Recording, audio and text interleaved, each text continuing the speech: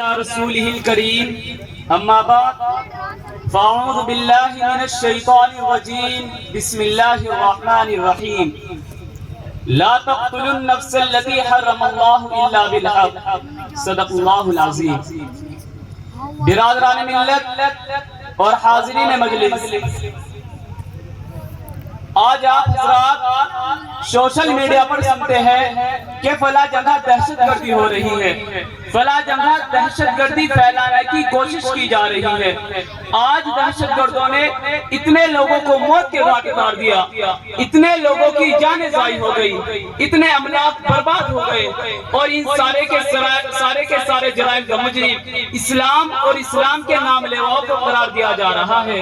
حضرات، میں اس مختصر وقت میں آپ کو بتانا چاہتا ہوں کہ دہشت گرد کون ہے، پوری دنیا میں دہشت گردی پھیلانے والے کون ہیں، دنیا کے امن و امان اور چین سکون کو چھیننے والے کون ہیں، روئے زمین کے باشندوں کی نیند حرام کس نے کی ہے. کیا اس کے ملزم واقعتاً اسلام اور اسلام کے نام لیوا ہے؟ یاد رہے، پر وہ کسی کی سوچی سمجھی سازش نہیں ہے. حضرات، اسلامی تاریخ کا مطالعہ کرنے والے جانتے ہیں کہ اسلام نے ہمیشہ امن و شانتی کی دعوت دی ہے، صلح و آشتی کی دعوت دی ہے، آپسی محبت و الفت کی دعوت دی ہے، اخوت و بھائی چارگی کی دعوت دی ہے، نصیحت و خیر خواہی کی دعوت دی ہے، ظلم و زیادتی سے روکا ہے، فتنہ فساد سے روکا ہے، حق طلبی حق ماننے سے روکا ہے، خام خواہ کے جھگڑوں سے روکا ہے. اسلام کے عدل انصاف اور دعوت امن و شانتی کا اندازہ لگانے کے لیے ضروری ہے کہ قبل اسلام کے حالت سے واقف ہو کہ اسلام سے پہلے دنیا کیسے کیسے حالات سے گزری ہے. چھٹی صدی عیسوی میں دنیا بڑے اضطرابی بے قراری کے حالت میں اپنے لمحات گزارا کر رہی تھی. دنیا میں ہر طرف ظلم و ستم پھیلا ہوا تھا، دوسروں پر ظلم و زیادتی کرنے کو اپنی بڑائی کی دلیل سمجھی جاتی تھی، دوسروں کے حقوق کو دبانا ایک قابل فخر کارنامہ سمجھا جاتا تھا. ایک بادشاہ کا دوسرے بادشاہ کے ملک میں جانا اور وہاں جا کر خون خرابہ کرنا ایک قابل قدر کارنامہ سمجھا جاتا تھا. غریب و نادار اور معذوروں کو معاف تک نہیں کیا جاتا تھا. شیرخوار بچوں کو، دودھ پیتے بچوں کو دیوار پر زور سے مارا جاتا جس سے بچے کا بیجا نکل کر باہر آ جاتا.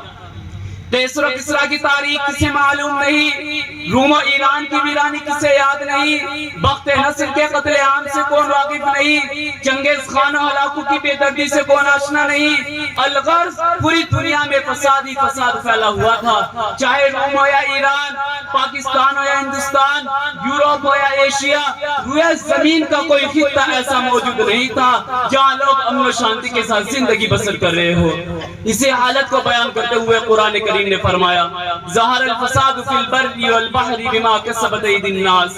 ایسے خطرناک اور تاریک ترین حالات میں اسلام کا ظہور ہوتا ہے اور اس مضطرب و پریشان دنیا کو حقوق انسانی کا پیغام سناتا ہے، امن و شانتی کا پیغام سناتا ہے، صلح و آشتی کا پیغام سناتا ہے. اسلام کہتا ہے کہ صلح جنگ سے بہتر ہے چاہے جھک کر ہو. صلح حدیبیہ کی تاریخ کسے معلوم نہیں کہ کیسے مسلمانوں کو اثناء سفر راستے میں روکا گیا.